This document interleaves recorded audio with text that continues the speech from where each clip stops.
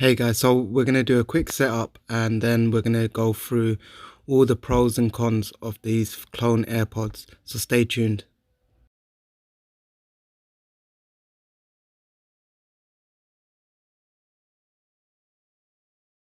What we need to do first is get an Apple device, ideally, so that you get all the connections that you're looking for, hence the clone, and this is a one-to-one replica.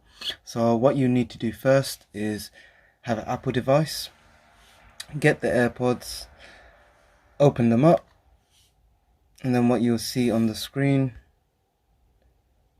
is AirPods are not paired yet. So what you need to do is press the connect button, and then it indicates to you that, if I can just zoom in, I'll just show you.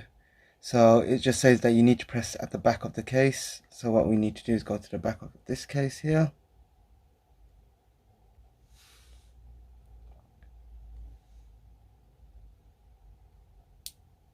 And once you hear that click, hold it for a few seconds and then turn it around, and as you can see, it's now connecting.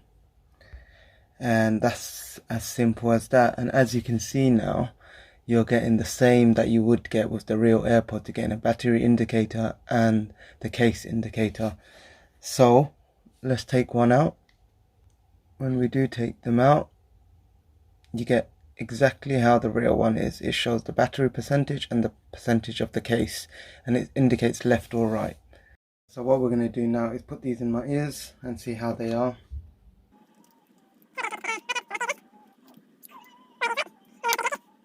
So let's just do a quickly head shake to see if they come out. So no, very good, they hold. They look exactly the same as the original AirPods, hence the one-to-one clone. Now let's just test some music. So I'm going to press play. I'm just going to listen for a minute or a second or two just to get the audio quality, including the bass. So I'm just going to quickly pause it. So the audio quality is good. It does get fairly loud, probably a bit louder than the AirPods themselves. The bass ain't at the same level, but again, this is 20 quid product, so I wouldn't really complain.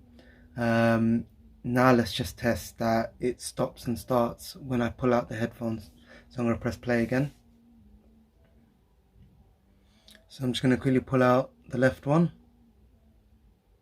and it has stopped. So let's just see if it starts again.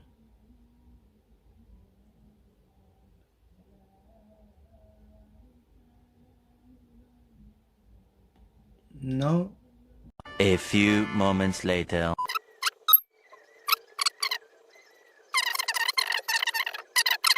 But let's try it one more time.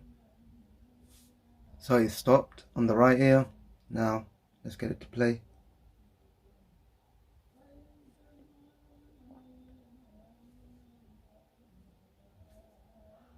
So not again. Take it out, put it in, and it works. So yeah, that could be because of videos. It has, I promise you, worked on music. So what's next to test? The touch sensitive button. So this is what the biggest problem I've had with this AirPods. It doesn't actually do anything. It's hit very bit. I'd say it worked once in every 10 times. So there you go, it's worked right now. And it's got Siri on there. Siri is listening to me right now. But to cancel it, yeah, doesn't really do anything. So the other side, let's see if the touch sensitive works.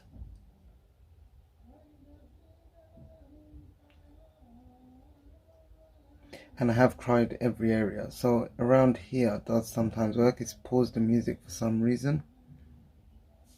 And now I've got it to activate next track. So guys, very big hit and miss with this. Let's just take out the AirPods here.